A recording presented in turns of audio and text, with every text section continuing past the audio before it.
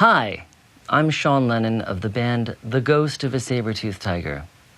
Sean, you're being forced to imagine the most wild, epic, and insane concert of all time. Please describe for us in detail this live experience. Well, the most epic concert that I always think about is the Beatles' last concert, which was famously on the roof of Abbey Road. If this is going to be the most epic, craziest, otherworldly concert of all time, then I would put it then, instead of the roof of Abbey Road, it's the Beatles on top of an Aztec pyramid, dressed as the four horsemen of the apocalypse. My dad on a white horse, Paul on a red horse, Ringo on a black horse, and George Harrison on a green horse, of course. And so they're the four horsemen of the apocalypse on a giant Aztec pyramid. And then, of course, we'd have to have Jimi Hendrix there. The most famous thing he did was burn his guitar. But this would be more amazing. He would actually have just sort of taken Yo-Yo Ma's cello, and he's just like burning it. It's on fire. And Yo-Yo Ma's like, oh my God, why are you doing this? And he's crying. On guitar has to be Bob Dylan. He just looks like an evil, demonic, heavy metal guy from like 1989, shredding on guitar. The backing singers would be like Billie Holiday, Chaka Khan, Dolly Parton, and Janis Joplin.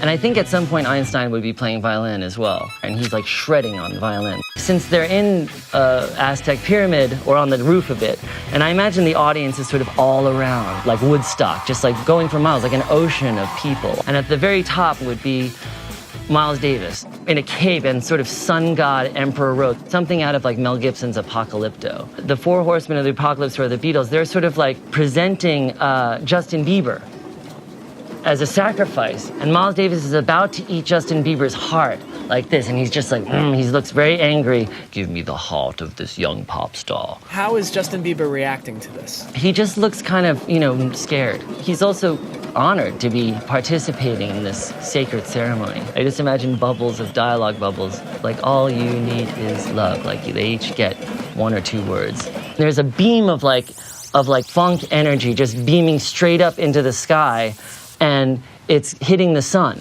And the sun is obviously, Mozart, Apollo, the god of all things. And Mozart is sort of in the sun, and next to him is Beethoven, obviously, and they are like the sun. But then also next to the sun, there's the moon as well. And on the moon, Michael Jackson obviously would be doing a literal moonwalk, and Prince is on the moon as well. And he's just standing there and like watching Michael Jackson doing the moonwalk on the moon and just thinking like, yeah, that's pretty cool, And somehow like a beam of light is coming down from this sun, and it's going through the magnifying glass, which is like powering this big hot tub. And that's sort of connected to a wire to the pyramid, solar powered, right? And in the hot tub is Madonna and Britney Spears making out.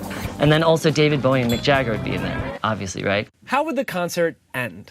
Well, the greatest ending of any concert is when the mothership lands at a P-Funk concert. And so I imagine this would be a literal mothership, a spaceship, coming down from outer space, and inside it's being driven by George Clinton and Bootsy Collins, and they're coming down and they're going to beam everybody up, sucked away into the mothership. Then they go off to play concerts in other planets and solar systems around the galaxy. Okay, what's the name of this concert? Yeah, I guess the name of the concert would just be Live Aid / The Apocalypse. Well, there you have it, the greatest rock concert of all time. For more Improv Imagination, subscribe to the Vanity Fair channel. I think that would be a pretty good show.